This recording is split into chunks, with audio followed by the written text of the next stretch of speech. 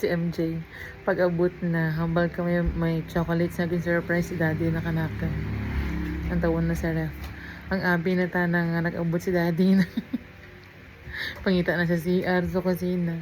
Rugto sa babaw. I-check na gid ko na yung basi kung rugto kung basi katurog lang rugto sa babaw. Latenta, manaog to.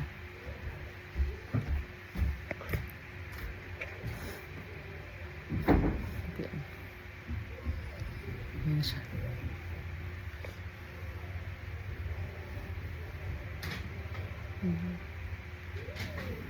Sabi ko, dyan mo si daddy.